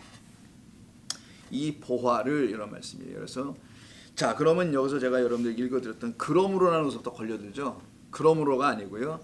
디아 후토스라고 하는데 이게 뭐냐면은 이렇게라는 것과 뭐뭐 때문에 이렇게 때문에 이것 때문에예요. 원래 직역은 이것 때문에인데 이 말은 앞에 그래 너희가 말한 대로 이렇게 깨달았기 때문에 라는 말이에요. 이렇게 깨닫는다면 이런 말이기도 하죠. 깨달았기 때문에 그 하늘들의 그 나라 안에서 천국은 그겁니다. 천국이라는 게 뭐냐? 여기 천국이라고 쉽게 번역을 했지만 원래는 복수 후라노이 그 하늘들. 왜 하늘들이 하냐? 자, 성경에서 하늘은 전에도 설명해 드렸지만 다시 한번 여러분 들어보세요. 성경에서 하늘은요 단수를 쓸 때가 복수를 쓸 때가 있고 정관사가 붙고 안 붙을 때가 있어요. 자, 하늘. 자, 후라노스라고 하는데 이 하늘이 이렇게 단수로 쓰이가 오이 이렇게 이건 복수예요. 자, 후라노스 후라노이라는데 여기 정관사가 딱 붙으면 이거는 두 가지로 쓰는 거. 하나는 하나님 할 때 쓰는 거, 하나님에게 적용할 때 쓰는 거. 하나는 또 성전이에요. 자, 히에론이라는 성전을 쓸 때 하는 건데 그래서 이게 단수에다가 뭘 붙이냐? 딱 하나 어떤 존재를 가리켜야 되니까 정관사 그로 딱 붙이면은 그 하나님이 성전을 통하여 설명되고 있는 거기 때문에 같은 말로 사용될 때 문맥에서 이게 성전을 말하는 거구나 아니면 하나님을 말씀하는 거구나라는 걸 이해하면 되는 겁니다. 근데 이게 복수로 쓰였다는 건 뭐냐면 이 하늘이 여러 개가 됐다라는 거잖아요. 지금 여러 개의 하늘, 하나의 하늘이 하나의 성전이 여러 개의 성전, 여러 개의 하나님들처럼 됐다라는 거죠. 우리를 하나님과 방불한 존재로 만드시겠다는 거니까 너희가 신들이 된다고 말씀하지 않았느냐. 우리 주님 말씀한 거잖아요. 그때 신이 엘로힘이란 말이에요. 그게 하나님이죠. 자, 그래서 후라노이라고 이렇게 써버리면 이게 하늘들인데 이건 다 하늘들이 어디 있어요, 여러분? 말이 안 되잖아요. 하늘도 사실은 없는 거라면 하늘이 어디 있어요, 하늘이? 이 공간을 사람들이 그냥 하늘이라고 이름 지고 부르는 거죠. 하늘이 어디 있습니까, 여러분? 하늘이 어디 있어요? 설명 좀 해주세요. 무한한 공간 저거 하늘입니까? 그냥 무한한 공간이라고 말하든지 그냥 차라리 그냥 우주라고 말하든지 그러면 하늘은 물리적인 것이 아니란 말이에요. 만져지는 게 아니야. 그래서 하늘은 하나님이거나 눈에 보이지 않는 그 성전을 알게 되면 그게 나에게 하늘이 되는 거예요. 그래서 그 하나님과 그 성전을 가진 자들을 하늘들 이들을 성도라고 하는 거예요. 하나님의 백성이다. 그래서 이게 천국이라는 단어 안에는 이 천자가 바로 하늘들이라고 써 있어요. 영어로는 이 헬라어에는. 그러니까 이 천은 뭐냐? 성도를 말하는 거예요. 그 하늘 된 그들, 그 하나님 그 성전 된 그들.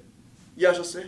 그들을 갖다가 우리는 성도라고 말하죠. 그 성도들의 그 나라예요. 그래서 그 성도들이 거할 나라, 그 성도들 안에 있어야 될 나라, 그 성도들을 치리하는 바실리아라는 나라라는 거예요. 그걸 통치하다는 뜻을 갖고 있기 때문에 바로 그 성도들은 푸란 노이라는 하늘들은 우리를 하늘들로 만드는 거니까, 땅에서 하늘로 만들어 버리는 거니까, 그래서 우리를 다 승천하게 한다는 거예요. 이게 좀 천국입니다. 그래서 이렇게 기억을 하시면 좋고요. 그들이 속해 있는 나라 안에서라는 거예요. 그들이 속해 있는 그들 안에서. 그래서 역격입니다. 여기 천국의 이런 말이 아니고요. 그 하늘들 안에서요. 여기 천국의가 아니에요. 소유격 아니고 엿격이라고 해서 헬라어의 문법에 뭐뭐 안에서라는 뜻입니다. 그 하늘들의 나라 안에서, 결국 하나님 안에서죠. 뭐. 그가 계신 곳 안에서 제자되니라고 되어 있죠. 제자되니 아니고요. 이거는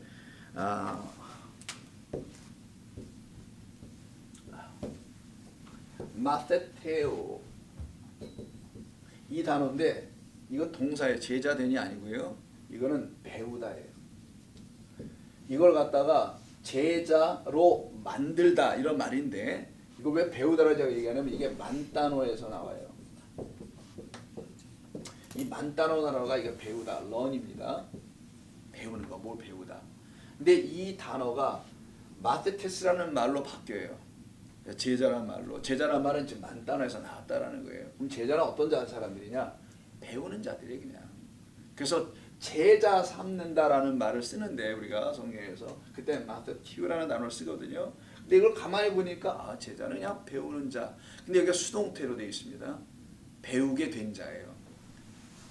능동태가 아니야. 자기 스스로 못 배우는 거지. 계시하시는 주님으로 말미암아 배우는 자. 그래서 제가 아까 번역을 제자된 자, 너무 제자 그래가지고 이걸 명사로 취급했는데 아니고 이건 동사입니다. 동사예요. 수동태고. 그래서 가르침을 받은 이런 말이에요. 원래는. 그럼 다시 보면 이러한 이유 때문에 그 하늘들의 그 나라, 그 하늘들의 그 나라 안에서 가르침을 받은 누구? 모든 서기관들은 이런 말이에요. 모든 서기관, 서기관은 쓰는 자죠. 구약시대 서기관 단순히 쓰는 게 아니라 성경 연구가입니다.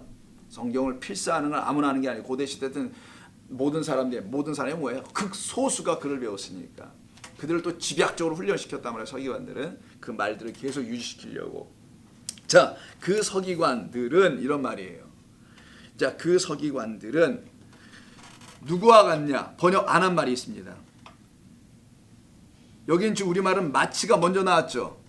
서기관이 맨 앞에 나옵니다. 원래는 서기관은 이렇게 시작하다가 마치 한 사람과 같다라는 말이 번역이 안 돼 있어요. 여기. 마치 한 사람과 같다. 그리고 그 한 사람 다음에 뭐가 붙냐면 집주인이 또 붙어요. 그냥 명사가 연속돼. 명사가 연속되면 이건 동격이라는 겁니다.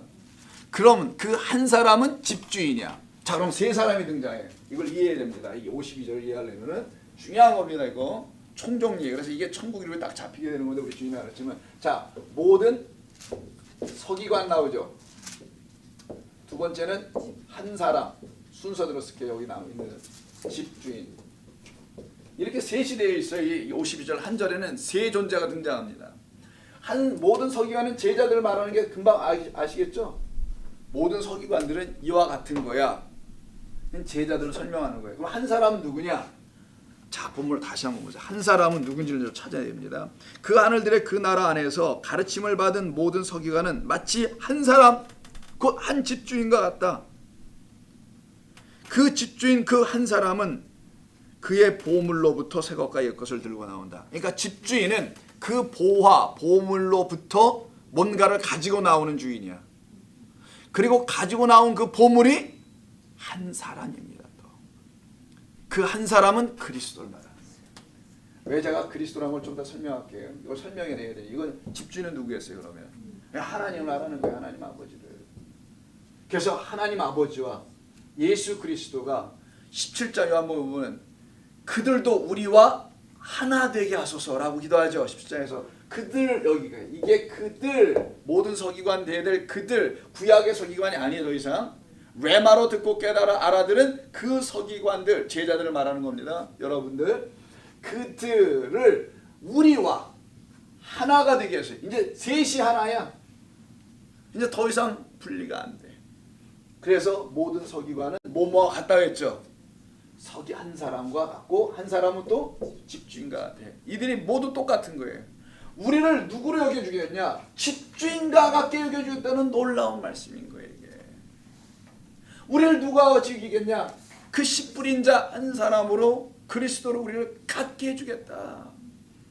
이게 은혜입니다. 이걸 은혜의 복음이라고 하는 거예요. 아니 나를 어떻게 걷다가 감히 나 같은 자를, 아니다. 너는 내 사랑을 받는 자야. 누가 뭐래도 내가 그렇다면 그런 거야.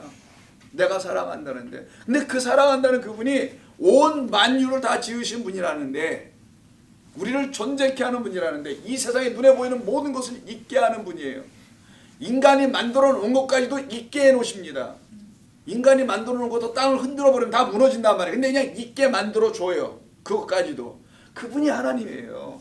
그분이 우리에게 말씀하시기를 마지막에 정리하는 거예요. 천국은 이런 자들일 거야. 딱 집은 겁니다. 하나님께서. 너 서기관 같은 자. 서기관은 나와 같은 자야. 그는 또 집주인과 같은 자야. 다 똑같다. 집주인과 같으니라. 이때 그래서 우리 주님께서요, 한 사람이라 말하는 게 번역 안 됐다 그랬잖아요. 본문에 안트로포스가 빠져 있거든요. 이 말은 13장 24절부터 나온 거예요. 그래서 13장에 이 말이 있었기 때문에 여기서 이 말이 번역은 안 했지만 같은 맥락으로 똑같이 이해할 수밖에 없어요. 14장 24절. 예수께서 그들 앞에 또 비유로 할 때 천국은 좋은 씨라는 비유 있었죠. 제밭에 뿌린 사람이 여기 번역을 해놨어요. 여기는 이 사람은 그리스도란 말이에요. 좋은 씨는 처음에 씨 뿌린 자에 비해 좋은 땅에 떨어져야 될 그 씨를 뿌리는 자, 그 그리스도를 말하는 거란 말이에요. 같은 사람입니다. 자, 31절 겨자씨의 비유도 보세요. 자, 또 비유를 들어 천국은 마치 사람이 나오죠. 이것도 그 사람 그리스도. 자기 밭에 그 성전에다가 심은 겨자씨 하나를 갖다라는 때, 그때도 13장 44절 천국은 마치 밭에 감추인 보화와 같으니 사람이, 이도 안트로포스에 똑같이. 45절 진주, 이때 있죠. 장사와 같다 그랬죠. 장사 앞에 또 한 단어가 빠졌는데 사람이 또 번역이 안 돼 있단 말이에요. 그 사람 장사와 같으니, 여긴 그 사람 집주인과 같으니, 이렇게 번역하는 거예요. 이렇게 돼 있는 거 본래가. 그러니 이 모두가 52절까지 보니까 이 사람은 우리 주님 예수 그리스도라는 걸 명백하게 증거하고 있는 거예요. 너희 모든 서기관, 내 제자들은 바로 나와 같을 거야. 왜? 너희는 내 말을 가졌으니.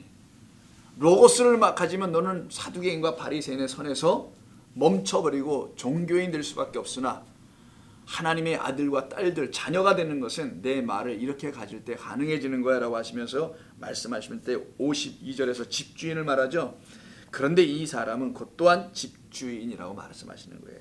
자, 오이코스 데스포테스라고 하는데, 오이코스라는 건 집이고요. 데스포테스는 뭐냐면 Lord라는 표현이에요. 옛날에 황제 있죠. 로마 제국 시대의 황제. 그 황제를 부를 때 헬라어로 데스포테스라고 부릅니다. 또 다른 이름을 갖다가 데스포테스 그렇게 표현합니다. 이 데스포테스가 어디서 나와요? 요한계시록 한번 보세요. 한 군데만 볼게요. 그럼 여러분 금방 이해하세요. 이게 왜 이렇게 쓰는지, 성도들은 이 말을 누구에게 썼는지 분명히 알게 되는 말씀이 하나 딱 있어요. 저도 좀 찾아야 되는데. 자, 6장 10절 9절부터 제가 있습니다. 6장 9절. 다섯째 인을 떼실 때 내가 보니 하나님의 말씀과 그들이 가진 증거로 말미암아 죽임을 당한 영혼들이 제단 아래에 있어요. 이게 분향단 제단입니다. 왜냐하면 여기가 기도하는 곳이라 그래요. 단이 두 개가 있거든요. 성도 안에는 분향단과 번제단이. 자, 큰 소리를 불러 이르되 거룩하고 참되신 뭐라고 합니까? 대자를 붙였지만 그냥 주제예요. 근데 대자는 하나님께 붙이려고 해서 대자를 붙인 거예요. 주제, 요 말이 데스포테스예요. 아니, 이게 데스포테스입니다. 오이코스는 집이고, 오이코스 데스포테스는 그래서 집주인이라고 번역한 거고, 여기는 집이란 말이 안 들어갔잖아요. 데스포테스만 있기 때문에. 그래서 오이코스 데스포테스라는 단어, 대주제요. 이거 누구에게 쓴 거냐면 하나님께 쓴 거예요. 이게 대주제요. 하나님이시여 땅에 거하는 자들을 심판하여 우리 피를 갚아주지 아니하시기를 어느 때까지 하시나이까? 라고 할 때 이 성도들의 기도 있죠. 이 목베인 자들의 기도, 이 기도가 지금 그러니까 그 향과 함께 하나님께 올라가고 있는 그 기도로 표현되고 있는 그 분향단 밑에서 기도하는 모습이었죠. 이때 하나님을 데스포테스, 그래서 데스포테스는, 자, 오이코스하고 이렇게 쓰는데, 데스포테스라는 말은, 자, 주라는 Lord라는 말도 되고요. 또 다른 말은 Prince라는 말이 되고, 왕자고 킹이라는 말도 되고, 그래서 황제라는 말도 되고, 이 단어는 사실은 husband라는 단어에서 나오는 거예요. 남편이란 뜻입니다. 그래서 바알이란 남편을 또 주라고 한다면서요. 다 같은 개념에 성경은 동일한 개념들이 흘러가고 있어요. 그가 나의 참된 남편, 나의 집주인. 그래서 the head of the household라고 그러죠. 집주인을 그 집안의 머리라고 하잖아요. 그 집안의 머리로 두신 분으로 오신 분이 태초라면서요.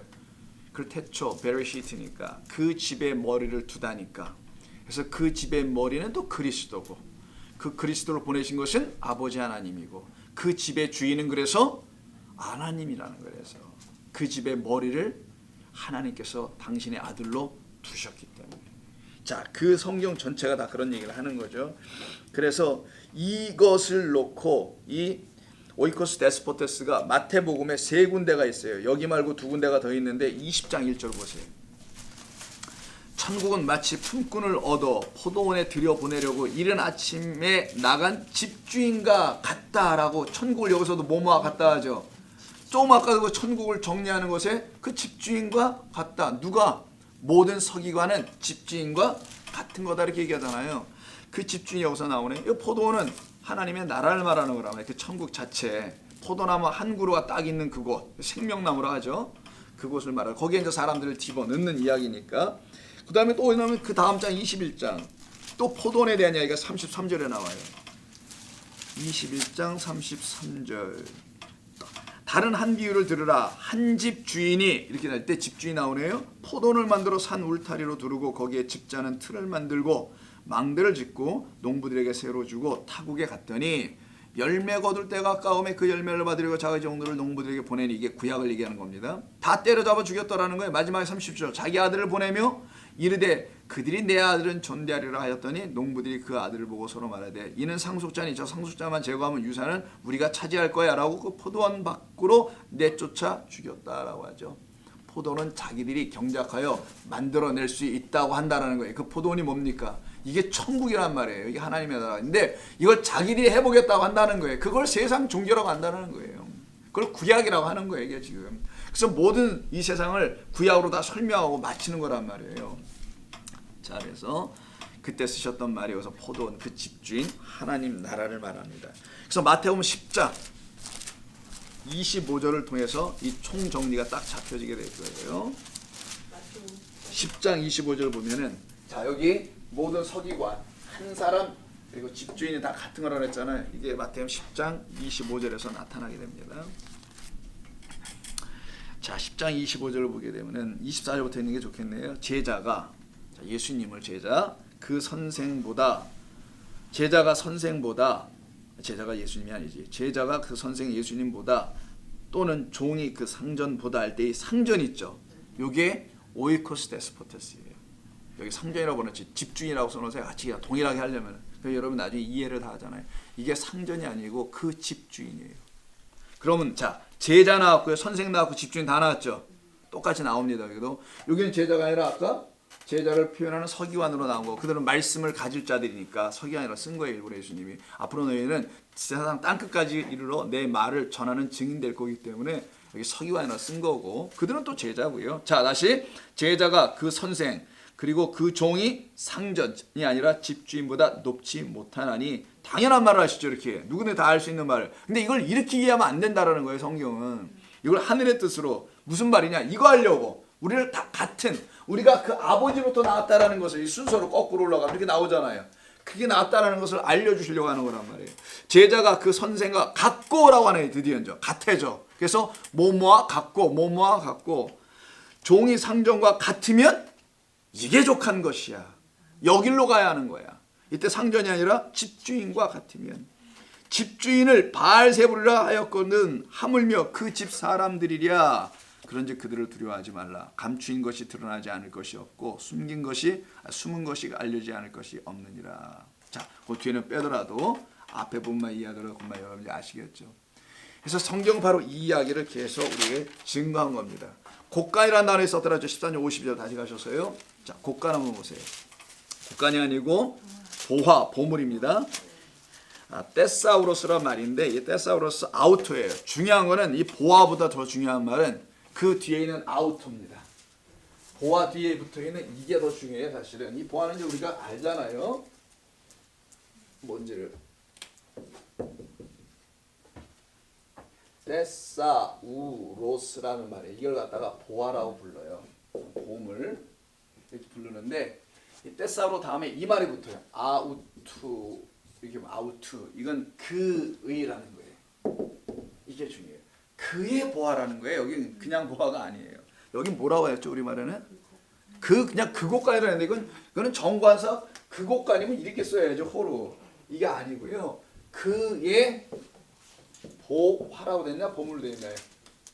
그의 보화, 그의 보물이에요. 정확하게는. 그럼 누구냐? 아버지 하나님 그 집주인의 보화라는 거예요. 집주인의 보화는 그 집에 딱 하나밖에 없어요. 그걸 머리라고 하는 그리스도예요. 자, 그럼 다시 보실까요? 그 곳간이 아닙니다. 이거는 곳간이로 번역을 했는데 이건 보화예요. 그래서 예수님이 보화로 이 땅에 오셨다는 것을 알려주려고 마태복음 2장 11절을 보세요. 동방박사가 뭐 들고 옵니까? 그렇죠, 여러분. 그때는 그때 보물이라고 안 했죠. 자, 이게 선물인 줄 알고 이걸 갖다 주는 이게 선물이 아니었거든요. 그러니까 이걸 선물로 이해하는 거야, 자꾸만. 갖다 볼 선물을 드려야 돼. 그러니까 이게 참 이런 거 갖다가 주님 앞에 예물을 바쳐야 돼. 막 이런 걸로 하는 이 선물이 아니에요. 자, 이 11절 보니까 황금과 유향과 모략이죠. 이걸 예물로 바쳤다. 이 예물이 보물입니다. 예물 아니에요, 이거. 이게 데사우로스가 아니 보물이에요.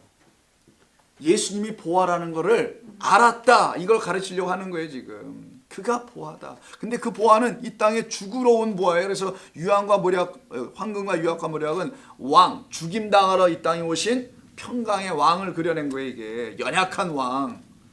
우리를 위해서 죽어야만이 우리가 구원받기 되는 그 연약한 왕으로 오신 분. 이게 그래서 그가 보화에 내게 나를 위해서 죽임당으로 오신 그 왕으로 태어났다는 게 보화, 그를 보내셨다라는 그 이야기. 자, 6장 19절 마태복음 한번 뒤져볼게요. 6장 19절 보세요. 너희를 위하여 보물을 땅에 쌓아두지 말라. 그리고 20절에서는 그 보물을 하늘에 쌓아두라. 보물은 하늘에 있는 거야 라고 하는 걸 가르치셨던 내용이잖아요. 우리가 전에 했던 거니까. 자, 13장 44절은 우리가 본 거고요. 비유, 7개 비유 중에 하나잖아요. 밭에 감추인 보화 했던 거 있죠. 19장 21절 보세요. 자, 19장 21절을 보시게 되면은 그 청년이 이르되 영생 얻고자 하는 청년. 자, 내가 모든 것을 내가 지켜 싸우는데 아직도 무엇이 부족합니까? 예수께서 이르시되 내가 온전하고자 할진대 가서 내 소유를 팔아 가난한 자들에게 주라. 그리하면 하늘에서 보화가 이때 보화 얘기하면 이거 당신 자신을 얘기한 거거든요. 날 따라오면 그 보화 얻을 수 있어. 나를 얻을 수 있어. 이 얘기하실 때 나오죠. 누가복음 12장. 자, 누가복음 가서 좀 더 정확히 봅니다. 그 구체적으로 12장 34절. 오늘 저 성경을 좀 많이 쳤네요. 그래서 성경에서 우리 주님이 이렇게 확실하게 얘기해 주십니다. 부자 청년에 대한 이야기란 말이에요. 여긴 부자 청년 얘기가 아니구나. 무엇을 먹을까 무엇을 마실까 염려하지 말라는 그 말에 붙어 있는 거예요. 자, 33절. 너희 소유를 팔아 구제하여 낡아지지 아니하는 배낭을 만들라. 곧 하늘에 둔 바 다함이 없는 보물이니, 이게 보물이 오늘 본문에 똑같은 거. 거기는 도둑이 가까이 하는 일이 없고 좀도 먹는 일이 없느니라. 너희 보물 있는 곳에 너희 마음도 있느니라. 이걸 갖다 이상한 말 쓰죠. 뭘로 쓰신지 다 아시죠? 이런 말이 잘못 깨달아가지고 이걸 무슨 돈으로 해서 그래가지고 여러분들의 마음이 돈이 있는 곳에 마음이 있습니다. 이런 식으로 이걸 이해했단 말이에요. 이게 아니고 이건 거꾸로 이해한 거고 완전히 그 말은 보물, 보화, 그리스도가 있는 곳에 내가 그들과 함께 천국은 너의 마음속에 있는 거야 라고 말씀하신 거란 말이에요. 보물, 보화는 그리스도는 우리 마음 안에 계실 하나님이시라는 겁니다. 그래서 이렇게 말씀해 주시죠. 자, 고린도후서 4장 7절 너무나 잘 아는 거니까 안 읽고, 그건 뭐냐면 그 질그릇에 보화를 둔다는 얘기죠. 우리라는 질그릇 안에 하나님께서 그리스도 빛이라는 보화를 두시는 거란 말이에요. 그 대신 골로새서 2장을 좀 볼게요. 예배소서, 빌립보서 다음에 골로새서 2장을 한번 보세요. 3절, 2절, 3절, 325면 골로새서 2장 2절 3절 천천히 찾으세요. 골로새서 2장 2절 3절. 골로새서 2장 2절 3절. 자, 이는 그들로 마음의 위안을 받고 사랑 안에서 연합하여 확실한 이해의 모든 풍성함과 완전히 깨달은 거예요. 그러면 하나님의 비밀인 그리스도를 깨닫게 하려 함이라. 아까 깨닫는다는 얘기가 나오네요. 그 안에는, 그리스도 안에는 지혜와 지식의 모든 보화가 감춰져 있는 거예요. 그래서 그리스도를 아는 지식이 가장 고상, 최고, 가장 높은 것이다. 이걸 모르면 안 된다. 이 세상은 그리스도를 반드시 알아야 된단 말이에요. 세상의 지식은 살아가는 데 필요한 지식들이고 그건 당연히 알아야 되겠고요. 그러나 그것은 이 땅에서 유효하고 끝나는 거예요. 이 땅에서 만기가 딱 있어요. 여러분의 목숨이 끝나는 그날로 만기 완료야. 그러나 참된 지식, 진리의 지식, 그리스도를 아는 지식은 영원한 나라로 가는 지식입니다. 그 나라로 살게 하는 지식이에요. 이걸 반드시 갖는 거예요, 성도는요. 그래서 우리가 복된 자라고 하는 거예요. 자, 정리하면 집주인의 보화, 보물은 예수 그리스도. 그 예수 그리스도로부터예요. 오늘 번역이. 자, 오늘 본문은 어떻게 번역했냐? 곡간에서라고 되어 있죠. 곡간이니까 곡간에서로 생각하는데 그것으로부터입니다. 에크가 들어가 있어요. 여기 몸으로부터. 즉 그 보물로부터 이런 말이에요. 즉 그리고 에크발로 가지고 나왔다라는 겁니다. 그 보물로부터 가지고 나온, 이게 현재형으로 써요. 지금 갖고 나오는 이런 말이에요. 그 보물 그리스도로부터 지금 뭘 갖고 나오냐? 새 것과 옛 것을 갖고 나온다 이 말이에요. 그리스도 예수 안에는 먼저 옛 것을 얘기하지 않았어요? 먼저 새 것으로 딱 만들어지는데 새 것이 딱 되어 있는 거예요. 그러면서 옛 것이 무엇인지를 명확히 알게 되는 것을 말하는 겁니다. 그래서 새 것이 먼저 나와요. 자, 카이노스라는 새 것이 나오고 그 다음에 팔라이오스라는 옛 것이 나오는데 이것을 갖다가 바로 집주인과 같다고 하는 우리들이라고 얘기하는 거예요. 옛 것과 새 것을 가지고 나오는 그 집주인은 곧 이 땅에 보내진 바 된 한 사람 그리스도를 말한 거고 그와 똑같을 자인 모든 서기관 우리를 얘기하는 거예요. 그래서 새 것과 옛 것을 가지고 나올 수 있는 너희 모든 서기관들아 이런 얘기한 거예요. 이젠 너희가 구약으로 끝나지 않는다. 옛 것으로 끝나지 않는다. 옛 것 안에 새 것이 있음을 보게 될 거야 라는 말씀이라서 마태복음 9장을 보세요. 마태복음 9장 17절을 먼저 보시면은 마태복음에서 먼저 봅니다. 9장 17절. 여러분 잘 아시는 거죠? 새 포도주를 할 때 있죠. 이거 새. 이게 바로 새 것이에요. 형용사 새로운 포도주 바로 요 단어 새 포도주를 낡은 가죽 부대에 넣지 아니하나니 그렇게 하면 부대가 터져 포도주도 쏟아져 버리고 부대도 다 버리느니라. 그래서 새 포도주는 새 부대에 넣어야 둘이 다 보존된다고 하신 이 비유의 말씀은 새 것으로 깨달아 알게 되는 그 진리의 레마의 말씀은 새 포도주들은 바로 새 부대에 넣어야 되는 거야. 너희 새로운 존재, 새로운 피조물이 된 너희들 안에만 들어가는 거야. 옛것 상태에 있는 자들에게는 절대로 새 포도주가 부어져도 뭔지 모를 거고 터져 다 밑빠진 독으로 빠져 나가게 될 것이나 너희가 나로 말미암아 새로운 피조물이 딱 되어버리면 그 안에 새 포도주가 담기게 되지. 포도주는 기쁨이잖아요. 내 기쁨의 백성으로 날마다 희락 가운데 살아가게 되지. 이 말씀하시는 거예요. 거기에 반해서 16절은 옛것에 대한 말을 하는 거예요. 생배 조각을 낡은 옷에 일단 낡은 있죠. 이 단어가 오늘 본문에서 옛것이라고 말하는 팔라이오스예요. 옛것 낡은 옷에 붙이는 자가 없나니 이는 기운 것이 그 옷을 담기어 헤어짐만 더하더라 라고 말씀하는 요 상황입니다. 바로 이것을 알게 해주려고 요한일서 2장 7절 요한계시록 앞에 요한일서 2장 7절에서요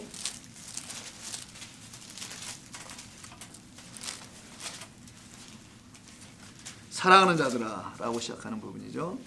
내가 새 계명을 너에게 쓰는 것이 아니라 라잖아요. 자, 오늘 새 것과 옛 것을 다 가져 나오니까 우리는 새 것만 갖는 게 아니란 말이에요. 소위 뭐 신약만 가졌다, 예수의 새 계명만 가졌다라는 게 아니에요. 잘 들어보세요. 요한이 뭐라는지. 사랑하는 자들아, 내가 새 계명을 너에게 쓰는 것이 아니라 너희가 처음부터 가진 옛 계명일 뿐이다. 다르지 않아요. 똑같아. 이걸 갑절로 받는다고 오늘 새벽기도 때도 제가 말씀드렸는데 이걸 갑절로 받는다고 하는 거예요. 똑같은 것을 다른 것으로 이제 받는 거야. 그것의 진짜 짝으로 받는 거예요. 자, 새 계명을 너에게 쓰는 것이 아니라 너희가 처음부터 가진 옛 계명이니 이 옛 계명은 너희가 들은 바 말씀, 이거 홀로고스라고 합니다. 말씀이라는 것이었다. 그 말씀을 호자를 붙이면은 진리 예수였다라는 말이에요. 참된 진리를 이 땅에 오셔서 그 말씀을 해주신 그 예수가 바로 옛 계명 너희가 들은 바 그 말이었다. 근데 그 안에 새 계명을 너희가 들었다면은 8절 다시 내가 너희에게 새 계명을 쓰노니 그에게와 너희에게도 참된 것이라. 이는 어둠이 지나가고 참빛이 벌써 비칩니다. 이러한 상태로 있는 사람을 갖다가 새로운 피조물이라고 하는 거라서 고린도후서 5장을 보세요. 고린도후서 5장. 자신은 성경을 배운다는 건 성경만 읽으면 되는 거거든요. 이걸 잘 찾아서 읽고 전체를 이해하면 되는 건데 이게 다른 해석을 많이 붙일 필요가 사실은 없는 건데 5장 17절 너무나 잘 아시는 말씀. 그런즉 누구든지 그리스도 안에 있으면, 이 그리스도 안에 없는 게 문제죠. 내가 항상 그리스도 밖에 있죠. 그러면 새로운 피조물이 아니고 그 그리스도 안에 거하면 새로운 피조물이라. 이전 것은 지나갔으니 보라 새 것이 되었도다. 이전 것, 이게 팔라이오스 옛 것이에요. 사실은 옛 것은 지나갔으니 보라 새 것, 이게 카이노스라는 단어입니다. 새 것이 되었도다. 그래서 새 것과 옛 것은 다른 바가 아니야. 사실은 같은 건데 깨닫지 못하면 옛 것으로 계속 남아있고, 그걸 깨달아 알아보면 그게 내게 새 계명 새 것이 되어 들어와서 새 것이 되어 들어온 그가 바로 새로운 피조물이 됐다고 하는 거예요. 뭐 인격의 변화로 새롭게 됐다. 우리 집에 누구누구가 변했어요 목사님. 다음날 안 변해요. 또 바뀔 수 있단 말이에요. 그런 건 언제든지. 그런 걸로 예수님의 능력을 폄하해서는 안 됩니다. 하나님의 능력은 그런 데서 나타나지 않아요. 그래서 에베소서 2장 15절을 보세요. 고린도후서 다음 넘어가면 갈라디아서 나오고 그 다음에 에베소서 2장 15절. 2장 15절. 법조문으로 된 계명의 율법을 폐하셨으니 옛것 그것은 우리에게 사라지게 해요. 이젠 그게 뭔지 알았으면 이는 이 둘로 자기 안에서 한 새 사람을 지어, 이게 바로 새 것, 하나님과 화평하게 하시고라는 말이 나오죠. 4장 24절도 보세요. 4장 24절. 하나님을 따라 의와 진리의 거룩함으로 지으심을 받은 새 사람을 입으라. 이게 천국의 서기관자인 자들이겠죠. 이들을 계시록에서는 쭉 말씀하는데 새것 새 노래 이런 말이 나오죠. 새 노래로 부른다 이런 말 쓸 때 이게 계속 나오게 되고요. 21장만 보겠습니다. 마지막 끝부분에 있는 요한계시록 21장, 총 22장 중에서 21장 1절 2절에서 이 새것된 자들이 나와요. 옛것을 그리스도로 말미암아 새것으로 본 자들이 나온다는 거예요. 자, 내가 새 하늘, 여기서 새 자가 다 나옵니다. 새 땅을 보니 처음 하늘과 처음 땅, 옛 땅, 옛 것이에요. 없어졌고 바다도 다시 있지 않더라. 거룩한 성, 거기도 또 새 예루살렘, 새로운 신부야. 이제 진짜 신부야. 하와가 더 이상 있지 않아요. 오직 그 그리스도를 난 잉태한 마리아들만 있을 뿐이에요. 하나님께로부터 하늘에서 내려오니 그 준비한 것이 신부가 남편을 위하여 단장한 것 같더라는 그 새로운 것들. 그래서 5절을 보시면 보좌에 앉으시니가 이르시되 보라 내가 만물을 다 새롭게 하노라. 또 이르시되 이 말은 신실하고 참되니 기록하라. 다 이루었도다. 나는 알파와 오메가요 처음과 마지막이라. 내가 생명수 샘물을 목마른 자에게는 값없이 주리라. 나는 그의 하나님이 되고 그는 내 아들이 되리라. 우리를 놓고 말씀하신 겁니다. 우리를 아들로 자녀로 삼으십니다. 이게 지금 오늘 마태복음 13장의 7개의 천국의 비유의 결론입니다. 천국은 우리 하나님께서 우리 안에서 행하시는 일이 무엇인지를 명확하게 알고 그것을 알았으면 내 마음에 지칠 때 그들이 새 것이 되어서 이제는 옛 것과 새 것이 더 이상 분리되지 않고 옛 것을 통하여 그 옛 것을 완성하신 그리스도 예수 안에서 새 것이 되어버린 자들, 이들이 새 포도주를 마시는 자요. 그래서 예수님께서 나는 이 땅에서 더 이상 포도주를 마시지 아니하고 천국에서 그 나라에서 그 나라가 올 때 거기에서 내가 포도주를 마시는데 무슨 포도주로? 새 포도주란 말이 나와 있어요. 새 포도주로 마시리라. 그럼 예수님이 와서 술 마시겠다는 거예요. 새 포도주 된 우리로 함께 그 기쁨을 나누겠다는 말씀인 거죠. 이게 우리의 삶의 모습인 겁니다. 이게 오늘 천국에 대한 7개 비유의 결론. 여러분들은 바로 그렇게 가르침을 받은 하늘 그 나라의 서기관들, 제자들, 집주인과 같은 제자들. 우리의 존재가 갑자기 땅에서 하늘로 완전히 승격, 존재가 완전히 바뀌어졌다는 걸 말하는 거예요. 이게 하나님의 말씀을 깨달은 자들에게 주시는 축복이라는 겁니다. 그래서 영생은 바로 그것이다라는 거예요. 기도하겠습니다. 하나님 고맙습니다. 지난 몇 주에 걸쳐서 10번에 걸쳐서 우리 주님께서 마태복음 13장 이 7개의 비유가 있는 이 말씀을 통하여 우리에게 참된 진리를 알려주시니 감사드립니다. 우리 귀한 성도님들 이렇게 지어졌으며 또한 성령께서 이렇게 우리를 다 지어가고 계신 것을 우리가 믿고 알고 있사옵나오니 그대로 이루시고 그 행하신 것을 우리가 보고 감사하게 하여 주옵소서. 예수님의 이름으로 기도드립니다. 아멘.